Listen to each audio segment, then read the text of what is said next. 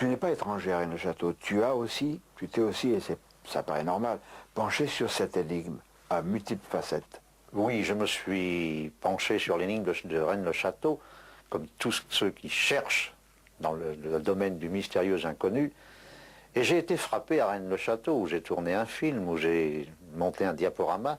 J'ai été frappé par la décoration de cette église Marie-Madeleine, cette église qui ressemble beaucoup, je dirais, dans son décorum, aux chapelles peintes que nous retrouvons en Provence et qui nous ont été léguées par l'ordre des Antonins.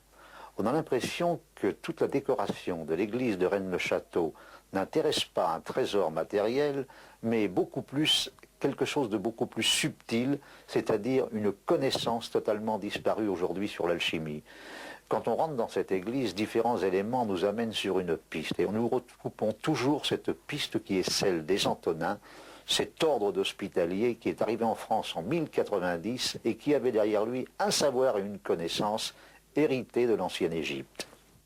Sur le mont Fleury, sur la montagne des Béatitudes qui se trouve dans le fond de l'église, on découvre un personnage qui est torse nu et qui s'appuie sur une béquille. Or, le symbole de la béquille, ce symbole du tau, c'est un symbole qui nous est familier parce que lorsque nous avons fait nos enquêtes sur toutes les anciennes chapelles des Antonins dans notre région, notamment dans les Alpes-Maritimes et en Provence, nous retrouvons toujours ce symbole qui revient comme un leitmotiv. Le tau, c'est le symbole de la connaissance parfaite et il est toujours dissimulé dans les peintures alchimiques que nous ont léguées les Antonins, parce que les Antonins étaient des alchimistes, comme la preuve de leur savoir et la preuve de leur connaissance. Et alors, à Rennes-le-Château, est-ce qu'on peut là aussi parler d'un codage alchimique? Et bien sûr, il y a un codage alchimique à Rennes-le-Château.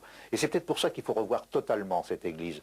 Quand on rentre, nous avons Asmodée, le gardien des trésors du temple de Salomon, moi je veux bien, qui représente le diable, et juste au-dessus de lui, il y a ces 4 personnages, avec la citation qui est en dessous, par ce signe, tu le vaincras. Or, dans l'iconographie chrétienne, le seul saint que nous connaissions qui ait véritablement été tenté et qui a fait la joie de tous les peintres, et là je pense à Jérôme Bosch, eh bien c'est saint Antoine, la tentation de saint Antoine. Il y a un saint Antoine ermite à l'intérieur de l'église de Rennes-le-Château. Et à Rennes-le-Château, moi je pense que tout a été crypté.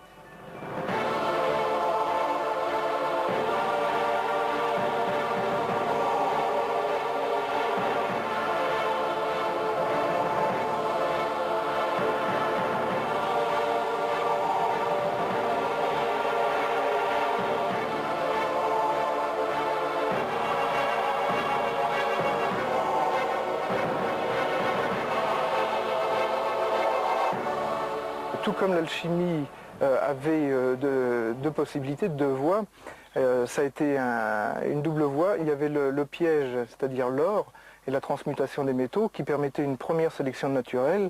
Toutes les personnes intéressées par cet aspect matériel de la chose s'orientaient évidemment vers ce côté-là, mais il y avait l'autre côté, l'alchimie spirituelle, qui amenait là, des personnes qui faisaient des recherches, je dirais, désintéressées, en tout cas sur le plan matériel.